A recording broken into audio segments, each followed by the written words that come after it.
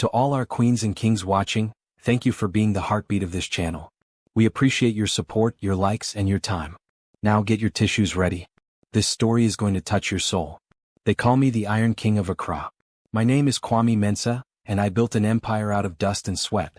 I own half the skyscrapers in the city, a fleet of cars that could fill a stadium, and a private jet that carries me across the globe to shake hands with presidents. To the outside world, I am the definition of a billionaire success story. I am the man who has everything. But tonight, walking through the marble halls of my massive mansion in the exclusive hills of Adoley, overlooking the glittering lights of Accra, I felt nothing but a cold, hollow silence. It was 2 a.m. My limousine had just dropped me off after a grueling week of boardroom wars in London. My driver, sweet old Samuel, had offered to carry my bags in, but I waved him off. I wanted to be alone. Or at least that's what I told myself. The truth is, when you have a fortune as large as mine, you often find yourself surrounded by people, yet completely alone. My fiancée, Brenda, was likely asleep upstairs in the master suite. Or perhaps she was out. Brenda loved the title of future Mrs. Mensah, but she hated the quiet life I actually craved. She was beautiful, sharp, and fashionable, fitting perfectly into the high society pages, but lately the air in our home felt heavy. Cold. I loosened my tie, the silk feeling like a noose around my neck. My stomach grumbled. I hadn't eaten since the flight. I decided to bypass the staff quarters, I didn't want to wake anyone, and head straight to the main kitchen. My kitchen is a masterpiece of modern architecture. It is larger than the house I grew up in. Shining stainless steel Italian marble countertops, and a refrigerator that costs more than a car. I expected it to be empty. I was wrong. As I pushed open the heavy oak doors, I heard a sound. A small, frantic scratching noise. Like a mouse trapped in a cupboard. I froze. My security detail was the best in West Africa. How could an intruder be inside? I moved silently across the polished floor, my Italian leather shoes making no sound. The noise was coming from the far corner, near the pantry where the chefs kept the dry goods and the large disposal bins for waste. I reached for the light switch, flipping it on. Who is there? I boomed, my voice echoing off the high ceiling. The sight that greeted me stole the air from my lungs. It wasn't a thief. It wasn't an assassin. It was a boy. He couldn't have been more than 7 years old. He was tiny, his ribs visible through a faded, oversized t-shirt that hung off his small frame like a ghost. He was crouched on the floor, hidden in the shadow of the kitchen island. And he was terrified. His eyes, wide and trembling, locked onto mine. He dropped what he was holding. It clattered to the floor. I looked down. It was a chicken bone. A stripped, discarded chicken bone that had clearly been pulled from the trash bin. Beside him was a small, crumpled napkin holding a half-eaten crust of bread and a bruised apple. My heart hammered against my ribs. This was my house. My mansion. I threw away more food in a day than most families ate in a month. Why was a child eating out of my garbage? Boy, I said, my voice softer this time, though still shaking with a mixture of confusion and rising anger. Who are you? How did you get in here? The boy didn't speak. He scrambled backward, pressing his spine against the cold refrigerator, shielding his head with his thin arms as if he expected a blow. I won't hurt you, I said, taking a step forward. Please, sir. Please? He whispered, his voice trembling. I was hungry. Just the bones, sir. Just the bones. Don't tell madam. Please. Madam? Before I could ask another question, the service door burst open. A woman rushed in. She was breathless, her hair tied up in a frantic, messy bun, wearing a faded wrapper and a simple t-shirt. I recognized her immediately. It was Adoley, one of the newer housemaids. She was quiet, diligent, always keeping her head down when I walked past. She saw me, then she saw the boy. Her face drained of color, turning an ashy gray. She threw herself on the floor, sliding on her knees until she was at my feet. She grabbed the hem of my trousers, sobbing. Master. Master, please. Have mercy, she cried, her voice cracking with pure terror. He is my son. My Kojo. He didn't mean to steal. He was just hungry. Please don't fire me. Don't call the police. I stared down at her, baffled. Adoley? Stand up. Why are you on the floor? Please, sir, she wailed, not listening. She crawled over to the boy, pulling him into her arms, shielding him with her body. The boy buried his face in her neck, sobbing silently. He is a good boy. I told him to stay in the servants' quarters, but his stomach, it hurts him, sir. We haven't eaten since yesterday morning. Please take it from my pay. Take everything. Just don't hurt him. A cold chill went through me that had nothing to do with the air conditioning. What do you mean you haven't eaten? I demanded, my voice rising. I provide a full food allowance for all my staff. The chef cooks for everyone. Why is your son eating trash in a billionaire's house? Adoley looked up, tears streaming down her face. She looked confused, scared to speak. The allowance, sir? But, Madame Brenda said. Said what? I snapped. She said, new rules, Adoley whispered, glancing at the door as if she expected a demon to walk in. She said staff pay was cut. And no food from the main house. We have to buy our own now. But with the pay cut, and my mother in the hospital, I had nothing left this week. I thought if I just saved the leftovers meant for the dogs. My blood ran cold. Then it boiled. I looked at the boy Kojo. He was looking at me with big watery eyes. He looked struggling, abandoned by the very system I thought I had perfected. I remembered being that boy. 30 years ago, before the private jet and the fortune, I was a boy on the streets of Kumasi. I knew the pain of a stomach that felt like it was eating itself. I knew the shame of digging through bins behind restaurants hoping for a miracle. I had vowed that no one under my roof would ever feel that pain. And here in my own home a child was starving because of... Brenda? Get up, I said. My voice was low. Dangerous. Adoley flinched. Sir, we will go. We will leave right now. I said get up. I commanded. Slowly, shaking, she stood, pulling Kojo up with her. Sit. I pointed to the marble island where I usually ate my breakfast. Sir? Sit down. Both of you. They sat on the high stools, looking out of place in their worn clothes against the luxury of the kitchen. I walked to the pantry.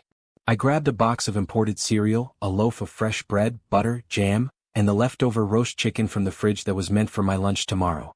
I placed it all in front of them. Eat, I ordered. Kojo looked at the food, his eyes bulging. He looked at his mother. Adoley looked at me, terrified this was a trick. I am not playing games, I said, my voice breaking slightly. Kojo, take the chicken. The boy didn't wait for a second permission. He grabbed a drumstick, tearing into it with a hunger that broke my heart. As they ate, I watched them. I saw the love in Adoley's eyes as she wiped crumbs from her son's face, even while she was starving herself. I saw a poor lady with the dignity of a queen, doing whatever she had to do to survive. But my anger was a rising storm. Suddenly, the kitchen doors swung open again. What on earth is all this noise? The voice was sharp, piercing. Brenda stood there. She was wearing a silk robe that cost more than Adoley would make in 5 years. Her hair was wrapped in a scarf, and her face was twisted in annoyance. She saw me. Her face softened into a fake, plastic smile. Kwame, darling, you're back early. Why didn't you call? Then her eyes flicked to the island. She saw Adoley and Kojo eating the roast chicken.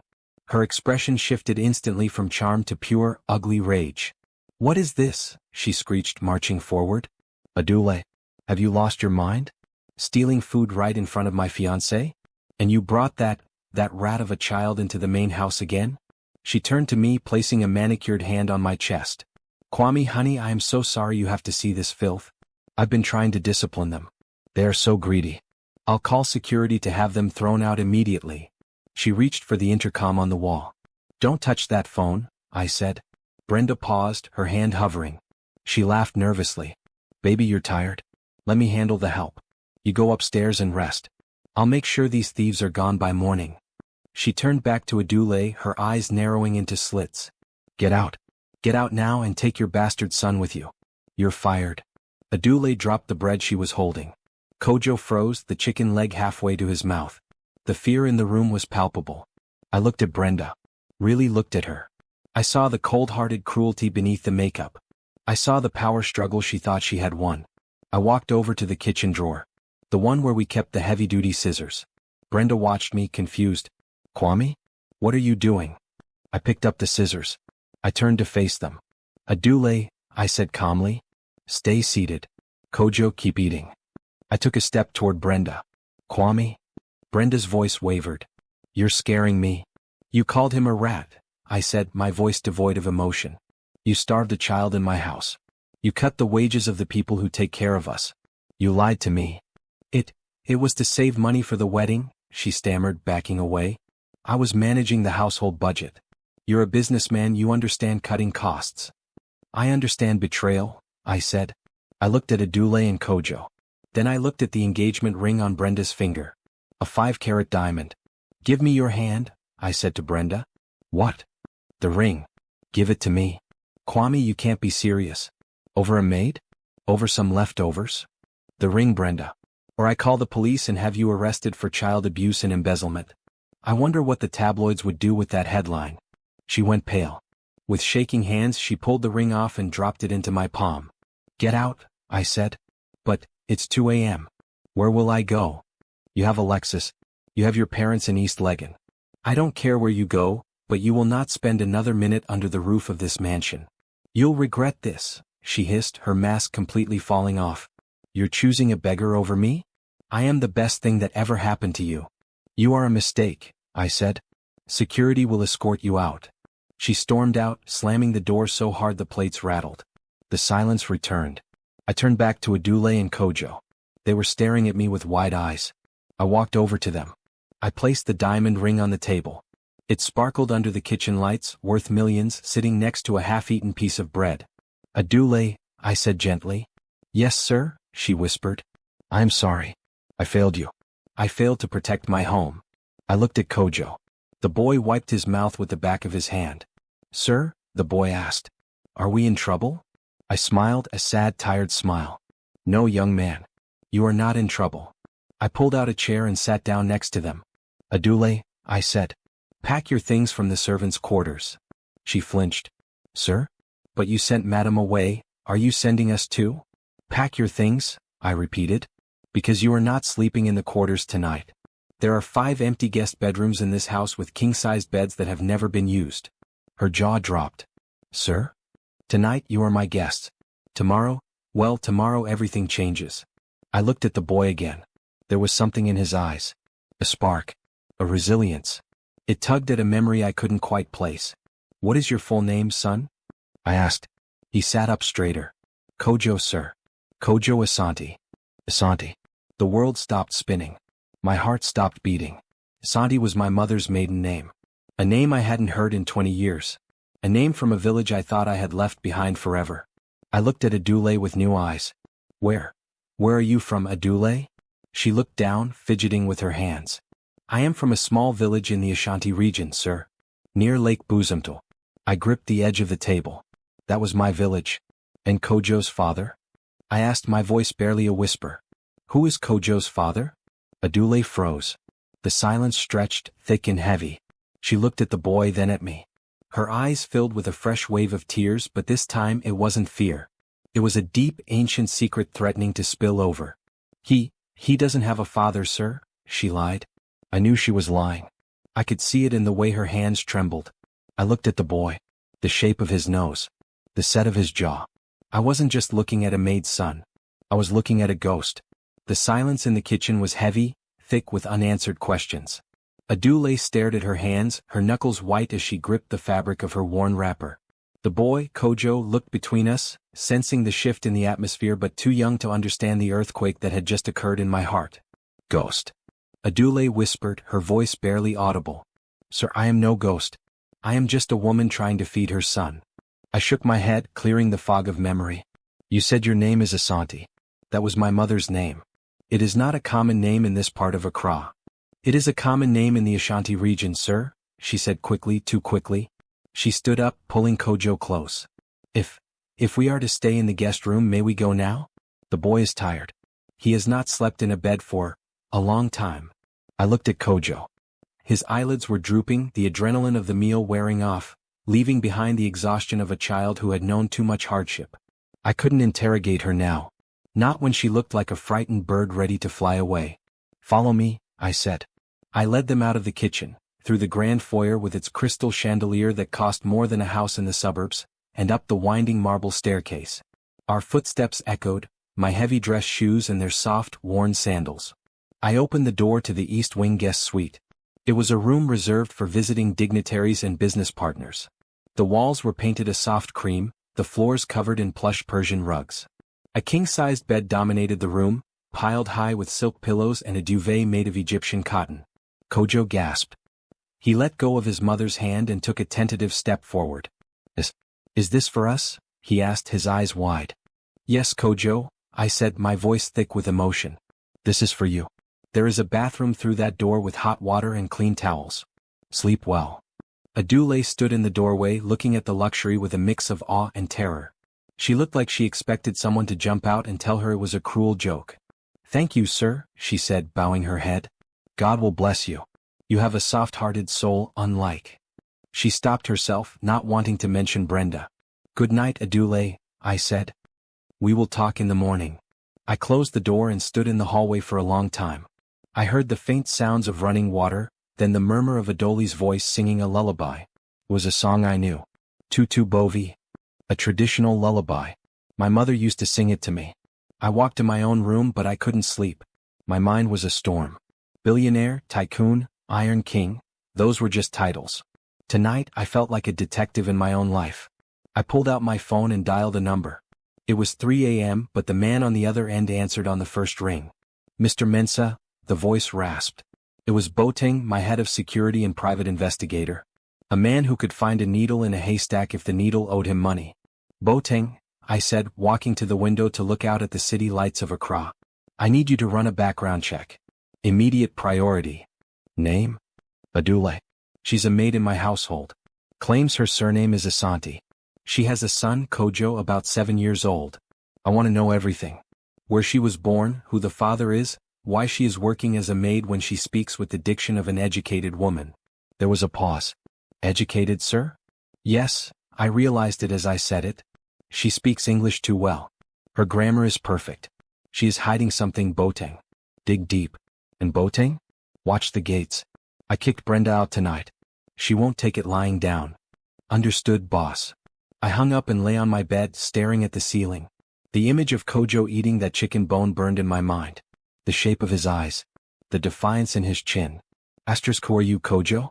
The next morning I woke up to a sound I hadn't heard in years. Laughter. I showered and dressed quickly, bypassing my usual suit for a simple kaftan. I went downstairs. The smell of frying plantains and spicy eggs filled the air. In the kitchen Adoley was cooking. She had found a clean uniform, but she had tied a colorful scarf around her head. Kojo was sitting at the island, not on the floor but on the stool, swinging his legs and drinking a glass of orange juice. When I entered, Adoley froze. She wiped her hands on her apron. "Good morning, sir. I wanted to make breakfast to say thank you. The chef was not here yet, so—" "It smells delicious," I said, sitting next to Kojo. "Good morning, young man." "Good morning, sir." Kojo beamed. The shadows under his eyes were lighter today. "This juice is cold." "It is," I smiled. "Adoley, sit. You are a guest today, remember?" "I cannot sit while you eat, sir." "It is not right," she insisted, turning back to the stove. I was about to argue when the intercom buzzed violently. BZZ. BZZZT. Then the heavy front gates rumbled. I checked the security monitor on the kitchen wall. A police van. And a sleek red convertible. Brenda. My jaw tightened. "Adoley, stay here. Keep Kojo in the kitchen." Is it, madam?" Adoley asked, her fear returning instantly. "It is nothing I can't handle." I walked to the front door, opening it just as the police officers marched up the steps, Brenda clicking her heels behind them in oversized sunglasses and a designer dress. "There he is." Brenda shouted, pointing a manicured finger at me. "Officer, arrest him. And arrest that thief he is harboring." The police officer, a large man with a weary face, looked uncomfortable. He recognized me, of course. Everyone in Accra knew Kwame Mensah. "Mr. Mensah," the officer saluted awkwardly. "Sorry to disturb you, sir. But Miss Brenda here has filed a formal complaint." "A complaint?" I crossed my arms, blocking the doorway. "About what?" "Theft." Brenda shrieked, pushing past the officer. "Grand larceny. That maid, Adoley, she stole my diamond earrings. The ones you bought me for my birthday. I demand you search her bag right now." I looked at Brenda calmly. "You took your jewelry when you left last night, Brenda. I watched you pack." "I left the earrings on the vanity," she lied, her eyes flashing with malice. "And when I remembered and called the house, nobody answered. I know she took them. She's a beggar. Beggars steal." "Sir," the officer said, sweating. "We just need to ask the girl a few questions. Procedure, you know." "You are not entering my house," I said, my voice dropping an octave. "And you are not harassing my guests." "Guests." Brenda laughed, a high, cruel sound. "She is a servant, a slave. And you are sleeping with her, aren't you? That's why you threw me out. You prefer the gutter. Enough. I roared. The power of my voice made the officers take a step back. Brenda, leave my property before I have you arrested for trespassing and filing a false police report. I am not leaving until that woman is in handcuffs. Brenda lunged toward the door. I moved to stop her, but she was fast, fueled by rage. She slipped past me into the foyer. Adoley. Come out, you thief, she screamed. Adoley appeared from the kitchen hallway, Kojo clinging to her leg. She was shaking. I didn't take anything, Adoley cried. Liar.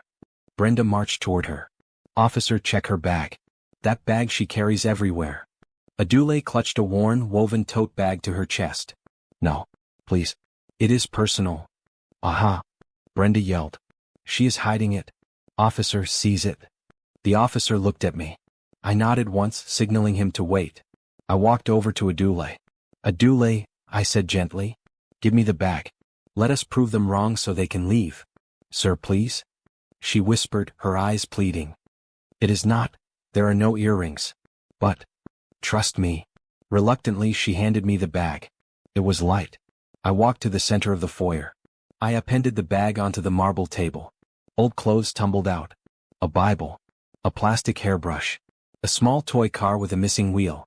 And a photo frame. It clattered face down. Where are the earrings? I asked Brenda, my voice icy. I see clothes. I see a child's toy. I see no diamonds. Brenda's face twisted. She stepped forward and shoved the pile of clothes, searching desperately. She hid them. She swallowed them. Get her out of here, I ordered the police. Now. The officer grabbed Brenda's arm. Miss, let's go. You are wasting our time. No. Look at this. Brenda snatched up the photo frame that had fallen face down. She looked at it, confused, then she sneered. Look. She is obsessed with you. She carries your picture around like a creep. She threw the photo at me. I caught it. I looked at the image. My breath hitched in my throat. It was an old photograph, the edges curled and yellowed with age. It showed two young men standing in front of a university building in London. They had their arms around each other's shoulders, laughing. One of the men was me 20 years ago. The other man was my younger brother, David. David, who had died in a car accident 10 years ago. David, who was the wild one, the artist, the one who ran away from the family business to find himself. I stared at the photo. My hands began to tremble. This wasn't a press photo. This was a private photo. I had the original in my safe. David had the only copy. I slowly lifted my eyes to Adoley. She wasn't looking at me. She was looking at the floor, tears streaming down her face, her body sagging as if the weight of the world was finally too much. Why? I whispered. Why do you have a picture of my brother? Brenda paused near the door, sensing the shift in the air. Brother? What is he talking about? I ignored her. I walked toward Adoley. Adoley. Who is this? She didn't answer. Who is Kojo's father? I demanded, my voice cracking. She looked up then. The fear was gone, replaced by a fierce, protective defiance. She looked at Kojo, then at the photo of David, then at me. His name wasn't David to us, she whispered, her voice shaking. He called himself Kwesi. He was a painter. We were in love. The room spun. David. I breathed. David is Kojo's father? He didn't know, she sobbed. He died before I could tell him I was pregnant. I went to his funeral. I saw you there, in your big cars with your security. I tried to speak to you, but your men, they pushed me away. They said I was a gold digger. They said David had no family. She fell to her knees, clutching Kojo. I didn't want your money. I just wanted my son to know where he came from. But when I got the job here, I just wanted to be close. I wanted to see if you were a good man. If you were like him. I looked at Kojo. Really looked at him. The miracle I had been praying for. The destiny that had guided a starving boy to my kitchen. He wasn't just a maid's son. He was my blood. He was the last piece of my brother left on this earth. Oh my God, Brenda laughed from the doorway, a cruel mocking sound. This is rich. The maid is claiming her bastard is a Mensah? Kwame, you don't believe this trash, do you? She's a con artist. She stole that photo. Get out. I roared at her, losing all control. I grabbed a vase from the table and hurled it at the door. It shattered inches from Brenda's head. She screamed and scrambled out the door, the police dragging her away. The door slammed shut. The silence returned, but it was electric now. I dropped to my knees in front of Kojo. I reached out, my hand trembling, and touched his cheek. He flinched, but I didn't pull away. "Kojo," I whispered. "Do you know who I am?" The boy shook his head. "You are the boss." "No," I said, tears blurring my vision. "I am your uncle." Adoley sobbed into her hands. But the peace didn't last. My phone rang. It was Boteng. I answered it, not taking my eyes off the boy. "I know Boteng. I know who she is." "No, boss, you don't." Boteng's voice was urgent. Panic-stricken. "I just got the medical records from the hospital Adoley mentioned in her employment file. It's not just about the father." "What do you mean?" "The boy Kojo. The records show he has a condition. A heart defect. It's genetic. Boss, if he doesn't get surgery soon, he's going to die." "Why do you think she was starving herself?" "She wasn't saving money for food. She was saving for an operation." I looked at Kojo. He looked fine. He was smiling at me. Then his eyes rolled back in his head. "Kojo!" Adoley screamed. The boy collapsed into my arms, limp as a rag doll. "Get the car," I yelled, lifting his small, fragile body. "Samuel, get the car. Now." The click of the handcuffs was louder than a gunshot. "Kidnapping?" I repeated, my voice calm but dangerously low. "You are making a mistake, officer. This woman is the mother of my child. And this boy is my son." "Lies!" Brenda shrieked. She stepped forward, her heels clicking on the pavement, a performance worthy of an Oscar. She dabbed at dry eyes with a silk handkerchief. "Officer, look at them. Does that woman look like she belongs to a billionaire? She is a maid. I fired her last night for theft, and Kwame, oh God," he snapped. "He dragged them back here. He was screaming that he owns them." I was terrified for their lives. The lead officer, a man with a thick neck and eyes that refused to meet mine, tightened his grip on my arm. "Mr. Mensah, you have the right to remain silent. We have a statement from Ms. Brenda and a witness report from Mr. Okafor claiming you made violent threats." "Okafor?" I looked at my rival. Mr. Okafor stood by his silver Mercedes, smoothing his tie. He was a vulture in a bespoke suit. He smiled, a small oily smile. "It's a tragedy, Kwame. The pressure of the empire finally cracked you. Don't worry, the board of directors already knows. We need to protect the company's image." "You set this up," I snarled, struggling against the officer's grip. "Yes, I." "Tell them. Tell them the truth." I rushed forward, clutching Kojo to her chest. "No. Let him go. He is the father. We went with him willingly. Brenda is lying." Her voice was raw, desperate. But the officers didn't look at her. They looked at her faded wrapper, her dusty feet, her messy hair. Then they looked at Brenda's diamonds and Okafor's suit. In this world, sadly, truth often wears a price tag, and ESI looked like she couldn't afford to be heard. "Get back, madam," an officer barked, shoving ESI away. She stumbled, falling onto the grass. "Don't touch her," I roared, lunging forward. Two officers slammed me against the hood of the police car. The cold metal pressed against my cheek. I saw Kojo's face, wide-eyed, terrified, watching his father, the Iron King, being treated like a common criminal. "Kojo," I shouted, my heart breaking. "Take care of your mother. I will come back for you. I promise." They shoved me into the back of the car. The door slammed shut, sealing me in a cage of glass and wire. As we sped away, sirens wailing, I looked back. I saw ESI on her knees in the dust, holding our son, while Brenda stood over them like a triumphant queen, and Okafor spoke into his phone, likely dismantling my life piece by piece. The jail cell smelled of stale urine and despair. It was a stark contrast to my mansion with its lavender-scented air conditioning. I sat on a hard wooden bench, my suit jacket seized, my tie removed, my shoelaces taken so I wouldn't harm myself. I was the Iron King. I had shook hands with presidents. I had built schools. And here I was, locked up like a goat in a pen, stripped of my dignity. Hours passed. I demanded to see my lawyer. They told me he was in traffic. I demanded a phone call. They said the lines were down. It was a blockade. Okafor was pulling strings I didn't even know he had. The boardroom power struggle I had ignored for years, thinking I was untouchable, had come to swallow me whole. Around 2 p.m., the heavy metal door creaked open. I stood up, expecting my lawyer. It was Okafor. He walked in, holding a handkerchief to his nose as if my presence offended him. The guard locked the door behind him, leaving us alone. "You look terrible, Kwame," Okafor said, chuckling. "Orange is not your color." "Cut the act, Okafor," I said, leaning against the damp wall. "How much did you pay them?" "The police?" Brenda? Brenda was free, he smirked. A scorned woman is a powerful weapon. She came to me last night weeping about how you chose a gutter rat over her. I just gave her a platform. You know Kojo is my son, I said. You know the DNA will prove it. Does it matter? Okafor shrugged, inspecting his fingernails. By the time the DNA results come back in 6 weeks, or maybe 6 months, knowing how slow our labs can be, you will be ruined. The headlines are already running, Kwame. Billionaire CEO arrested for kidnapping Maid. Mental breakdown of the Iron King. He pulled a folded newspaper from his pocket and slid it through the bars. There it was.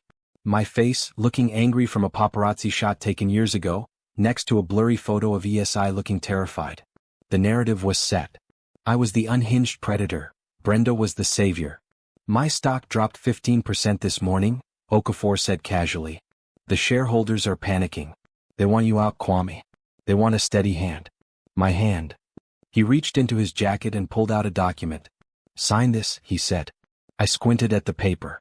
It was a resignation letter and a transfer of voting rights. It handed my company, my life's work, over to him. If you sign, Okafor said, lowering his voice, I make a call. The kidnapping charges become a misunderstanding. You get released on bail tonight.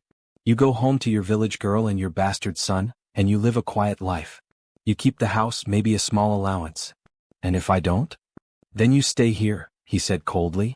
We dragged this trial out for years. You rot in this cell. And while you are in here, who protects them? Brenda is very vindictive, Kwame.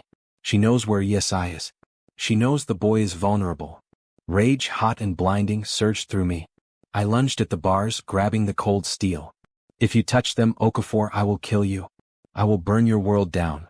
Okafor didn't flinch. He just stepped back out of reach. You have until tomorrow morning to decide. Sign the paper, save your family. Keep the company, lose everything else. He turned and walked away.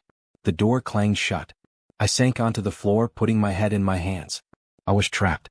Meanwhile, across the city, ESI was fighting her own war. She sat on a plastic chair in the waiting room of the police station. She had been there for 6 hours.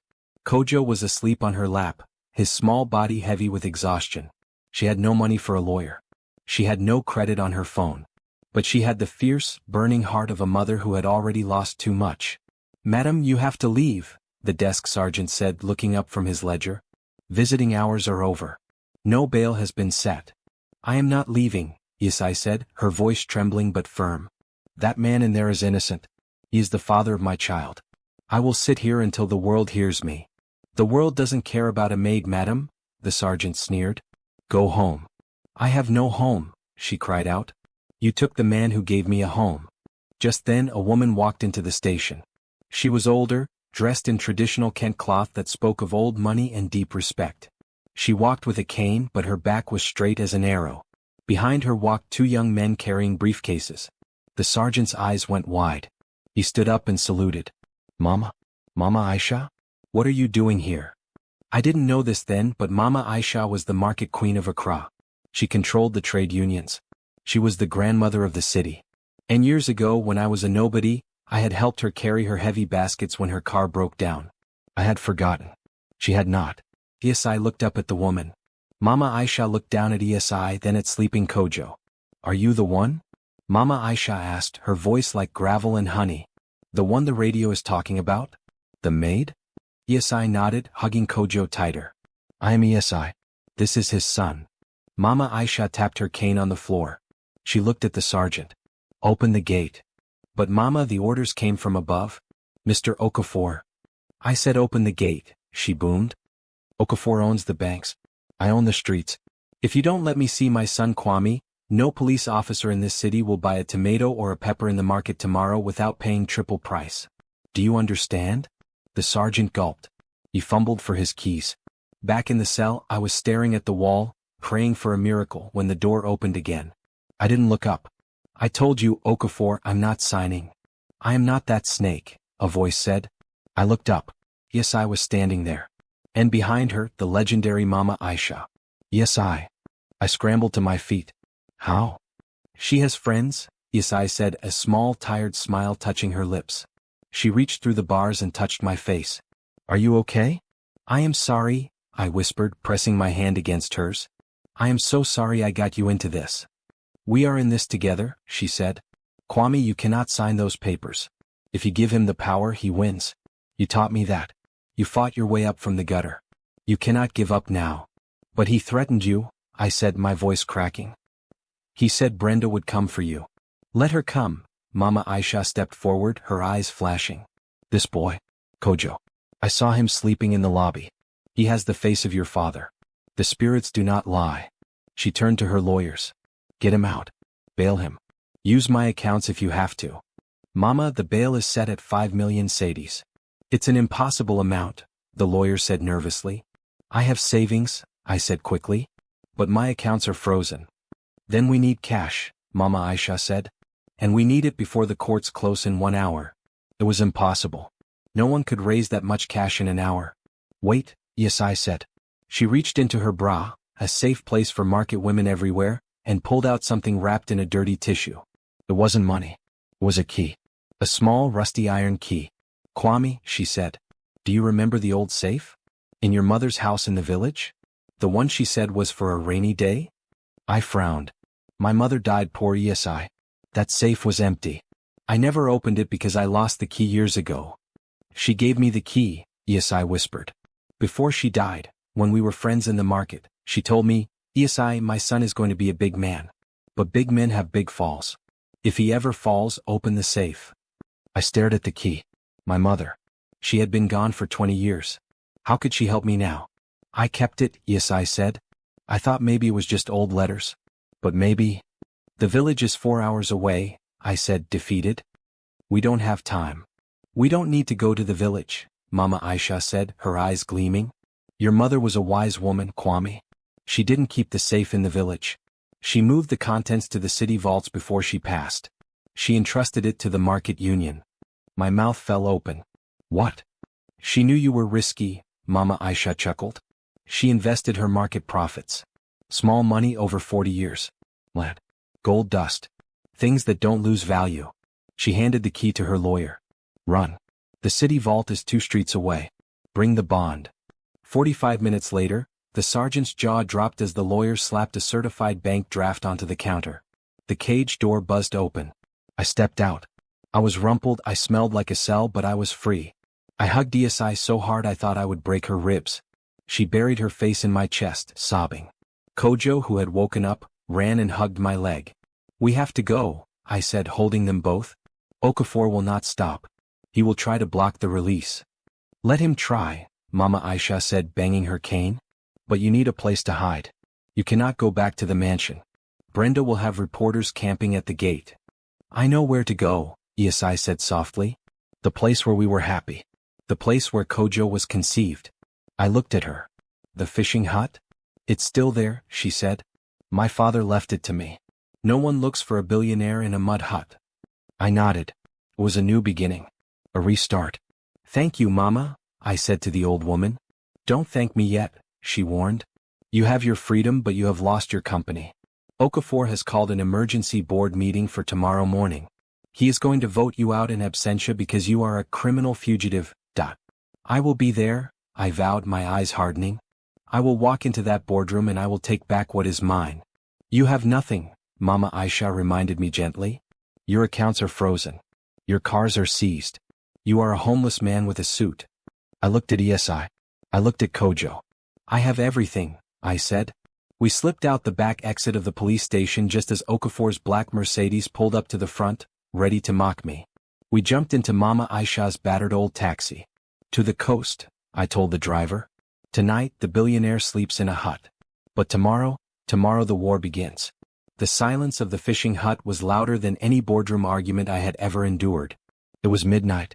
We were miles away from the neon lights of Accra, hidden in the small wooden structure ESI's father had built decades ago near the shoreline. The air smelled of salt, dried fish and wood smoke. There was no air conditioning, only the rhythmic crashing of the Atlantic waves against the sand. I sat on a small wooden stool, my Italian suit jacket torn and stained with the grime of the police cell. My white shirt was gray with dust. I looked at my hands, the hands that signed million-dollar checks. They were shaking. Not from fear, but from a strange, overwhelming clarity. Across the room, illuminated by the soft, flickering orange glow of a kerosene lamp, ESI was kneeling beside a sleeping Kojo. She was humming a song, a lullaby I remembered my own mother singing. She brushed a hand over his forehead, checking for fever, pulling the thin batik sheet up to his chin. For the first time in years, the Iron King was just a man. A homeless man. A man who had lost his fortune but found his soul. Here, ESI said softly, walking over to me. She handed me an enamel plate. On it was a piece of roasted yam and a dab of spicy red pepper sauce with grilled tilapia. It was peasant food. It was the food I had been too important to eat for 20 years.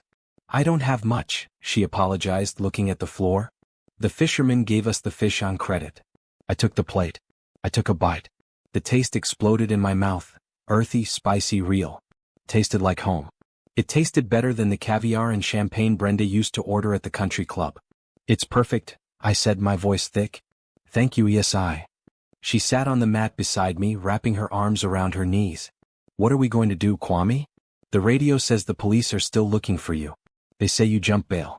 Okafor has scheduled the vote for 9 a.m. If you aren't there to challenge him, he wins by default. He takes the company. He takes the mansion. He takes everything. I put the plate down. I looked at the shadows dancing on the mud walls. He thinks he has already won, I said. He thinks I am hiding in a hole, ashamed. He thinks the only power I have comes from my bank account. Doesn't it? Yes, I asked fearfully. Kwame, they froze your assets. You can't even buy a taxi ride back to the city. I reached into my pocket and pulled out the only thing I had left. The rusty key to my mother's safe box. The box Mama Aisha had retrieved. Mama Aisha didn't just bring money for the bail, I said. She brought the rest of the box contents. I pulled a small velvet pouch from my inner pocket. I hadn't opened it in the chaos of the police station. I opened it now. Inside there was no money. There were no diamonds. There was a piece of Kent cloth. It was old, the colors faded, deep maroon and gold. And wrapped inside the cloth was a single heavy gold signet ring. The symbol of the Ashanti porcupine, Kitoko. It means, if you kill 1,000, 1,000 more will come. My father's ring, I whispered. And his ceremonial cloth. Yes, I gasped. I thought you sold these? To start the business? I told everyone I did, I admitted. I told myself I didn't need the old ways. I wanted to be modern, Western. But my mother, she saved them. She knew one day I would need to remember who I am. I slipped the ring onto my finger. It fit perfectly. Okafor is fighting a businessman, I said, standing up. The low ceiling forced me to hunch slightly, but I felt 10 feet tall. Tomorrow he is not going to meet a businessman. He is going to meet a father. A husband. A chief. I looked at ESI. I need you to trust me one more time. It is going to be dangerous.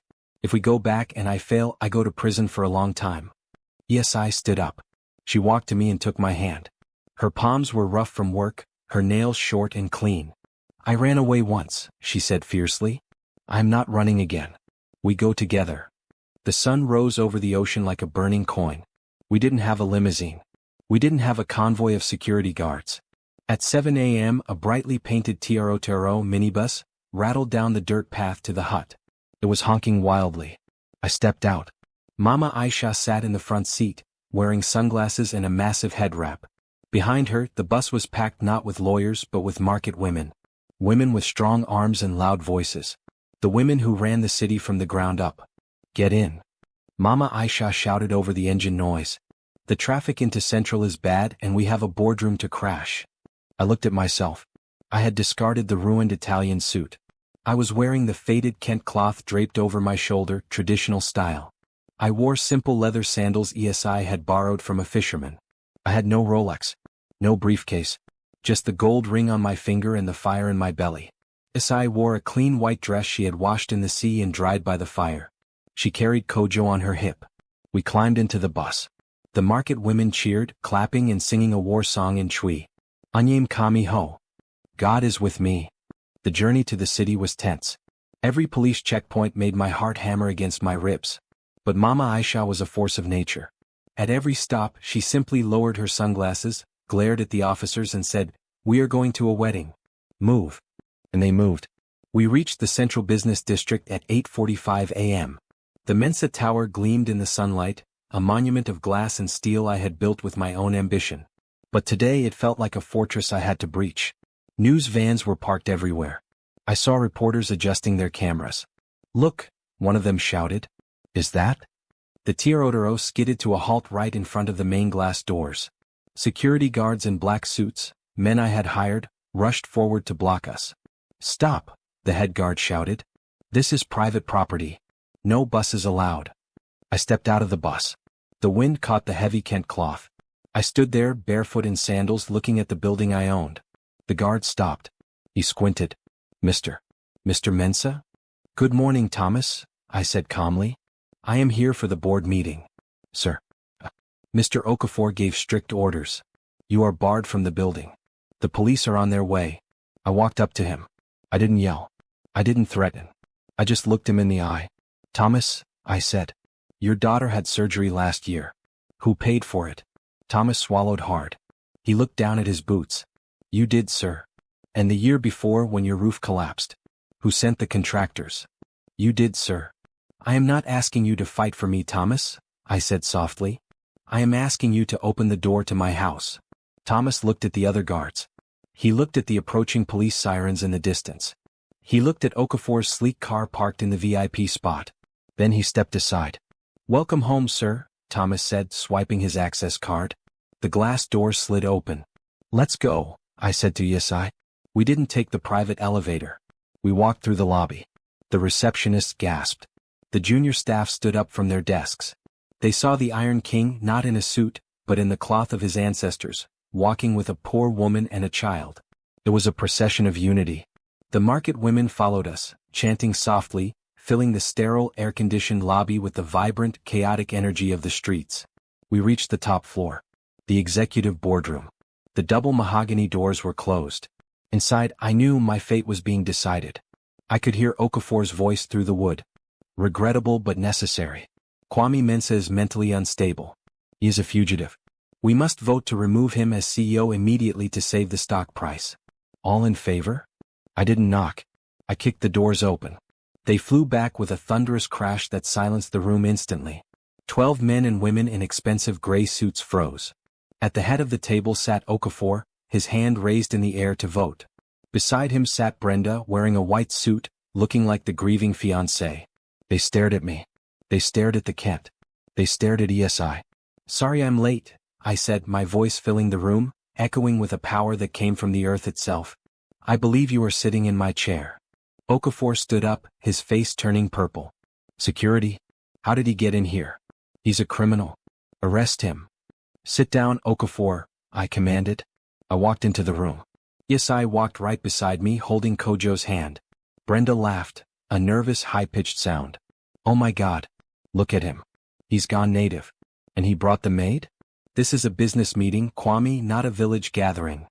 "This is not a business meeting," I said, placing my hands on the polished mahogany table. "This is a reckoning." I looked around the table at the board members. People I had made rich.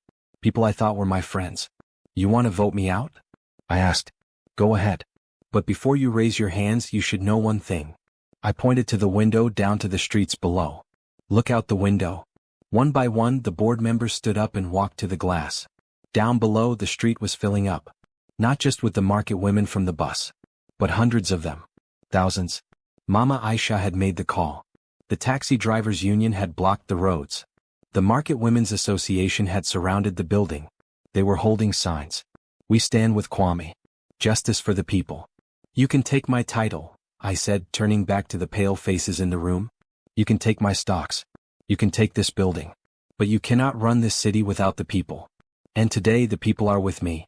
Okafor sneered, though sweat was beading on his forehead. "This is a mob. This proves you are unfit. You are inciting violence."